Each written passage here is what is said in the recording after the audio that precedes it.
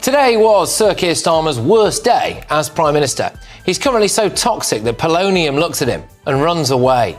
The latest poll put Reform about 10 points ahead, and he's lost the red wall. So his team of crack advisors said, go to the red wall, win them back, slag off Nigel Farage. They'll love that, Sir Keir. Here's what happened. I've got Peter from The Guardian. Do you think one of the problems is that Nigel Farage can approximate talking like a human being, where you just resort to talking points and dodging questions? He's lost The Guardian.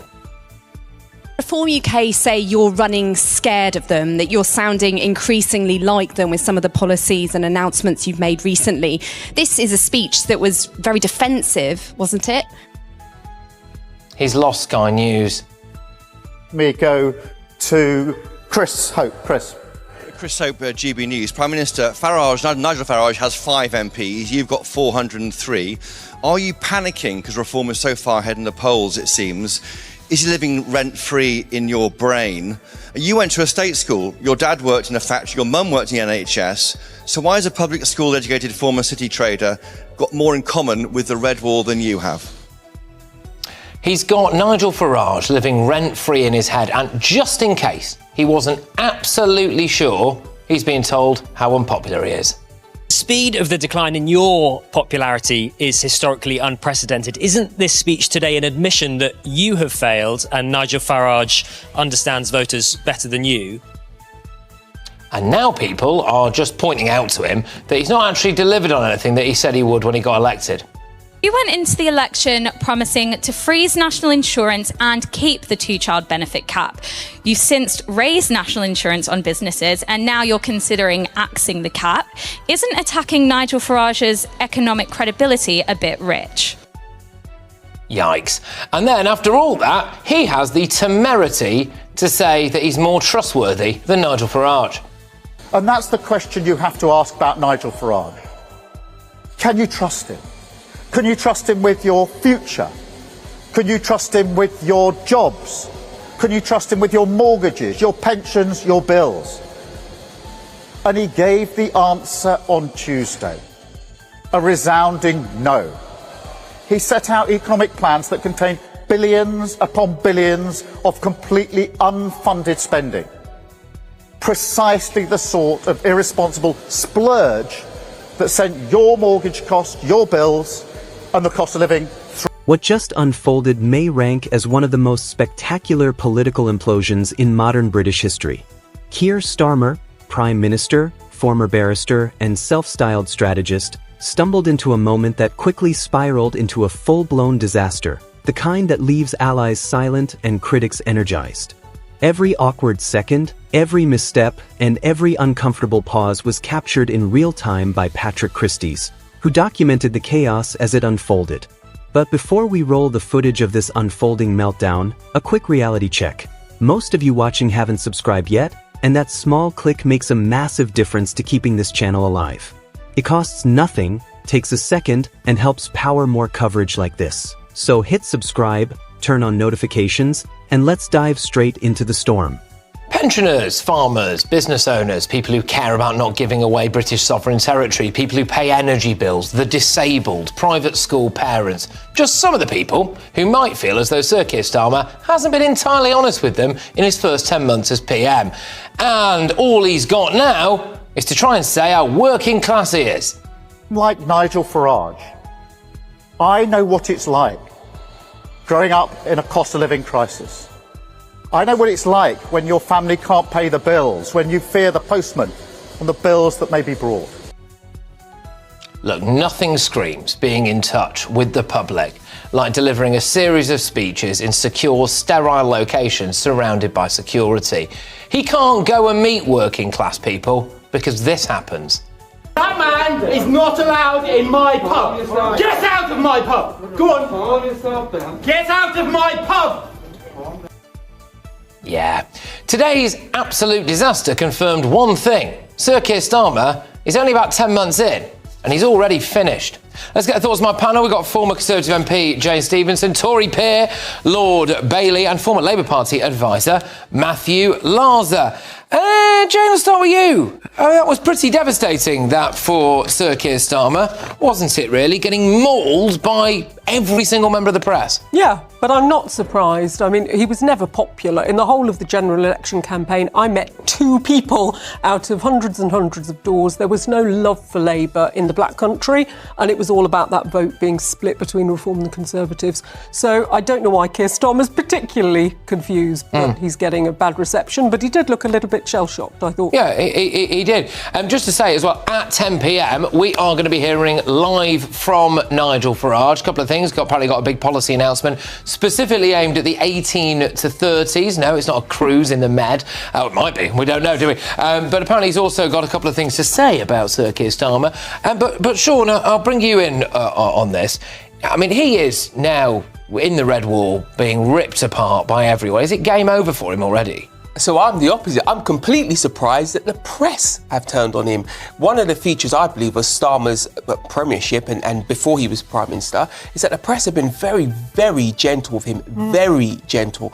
And what went on in that room today, I thought, was a complete reversal of where they've been up till now. If they keep that pressure on, I think he could go.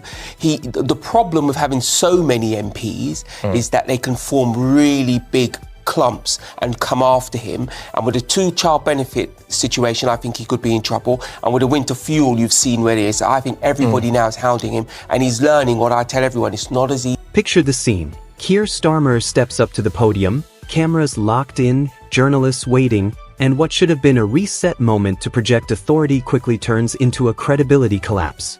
From the opening question, he's on the defensive, challenged about authenticity and whether he truly represents working-class Britain despite elite schooling for his children and high-profile donor perks. And instead of addressing it directly, he pivots to attacking Nigel Farage, a move Patrick Christys immediately flags as distraction rather than leadership. The tactic backfires. Every mention elevates Farage, every deflection weakens Starmer, and the pressure only intensifies when he's confronted with polling showing reform gaining ground in traditional Labour heartlands. The room tightens, the answers circle, and accountability never arrives. Questions pile up on policy reversals, pensioner support, digital ID proposals, and overseas decisions, yet the responses remain cautious and defensive, reinforcing the sense of a leader reacting rather than directing. Then comes the defining exchange. Asked whether Farage poses a real threat, Starmer downplays reform as a protest movement, despite polling momentum, handing critics a ready-made clip and energizing opponents. Within minutes, social media lights up, commentators dissect the performance, rivals celebrate, and even allies appear uneasy as the narrative hardens. A press conference meant to restore control instead amplifies doubts about connection, strategy, and momentum. The takeaway is brutal. When voters sense evasion over clarity, the political cost escalates quickly, and by the time it ends, the moment meant to steady the ship has instead fueled the perception of a prime minister under pressure while his challengers gain ground. I also wonder if there was another catastrophic mistake that he made several times today. We've got a little clip here, right, and this is the amount of times that he mentioned Nigel Farage. Here you go. The reason I'm speaking out today in relation to Nigel Farage. Nigel Farage. Nigel Farage. Nigel Farage. Farage. Nigel Farage. Nigel Farage. Nigel Farage. Nigel Farage. Nigel Farage. Nigel Farage. Nigel Farage. Nigel Farage. Nigel Farage. Nigel Farage. Nigel Farage. Matthew's rattled, isn't he? No, I mean, look, clearly reform has to be taken very seriously. Let's remind ourselves that we may be seeing a huge change in British politics. The Conservatives are either in a very poor third or in fourth place in the opinion polls. You have lots of people saying, is this a moment like that after the First World War when the Liberals when the Labour took over from the Liberals as the party, the main party of the centre left. So it was clearly a come out fighting speech. I think a lot of Labour MPs today are happy to hear him come out fighting. I wonder how many times. What was the fight? I wonder how many times Nigel in his speech speech earlier in the week, said Keir Starmer. It was quite a few. I'm not sure whether we had the time. The fight was very clear. The fight was on policy. The fight was on the fact that Nigel Farage seems to have found a magic money tree where he thinks that taking down a few pride flags is going to fund a revolution in public services. He wants to end net zero, shut down asylum hotels, and get rid of DEI. Asylum hotels use is going down anyway. Nigel, what's going to happen on the first day of a Nigel Farage premiership? He's going to open the doors of the asylum hotels, or he thinks somebody's going to sort of push everybody into the... One important point, Patrick, is on the best line I thought he had, which you haven't used, is about Jaguar Land Rover, one of Britain's leading companies, where because they put out an ad that some people thought was a bit woke, Nigel, in his crash way, said, "I hope they go bust." And Keir said to them, "Why don't you come and say that to the JLR workers?" So the other day when Nigel was saying, "Come to the Red Wall," I'd love to see Nigel stand in front of those workers and tell them he thought they should go bust because of one commercial. OK, all right, Jada, do you think that he made a mistake there mentioning Nigel Farage so many times? That's a lot of mentions. If Nigel Farage is mentioning Keir Starmer, he's our Prime Minister, whether you like that or not. So there is good reason to mention Keir Starmer. But I think clearly Labour have recognised where their problem is, because in the Black Country and seats like I represented, it is people who go to the pub, they like Nigel, they think they can identify with him, the same way they like Boris Johnson. They don't like Kemi, though, do they?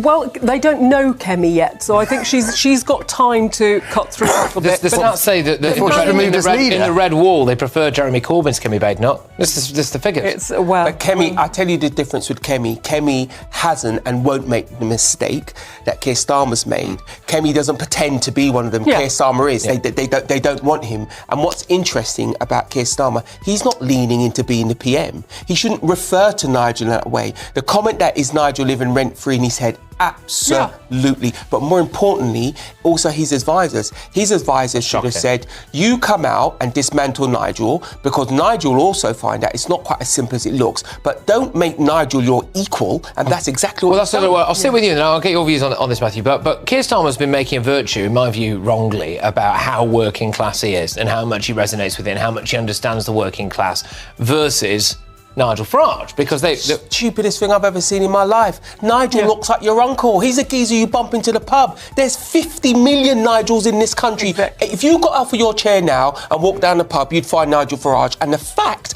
that Keir Starmer doesn't identify that is why Labour will have a problem in the future. Look, let's be clear.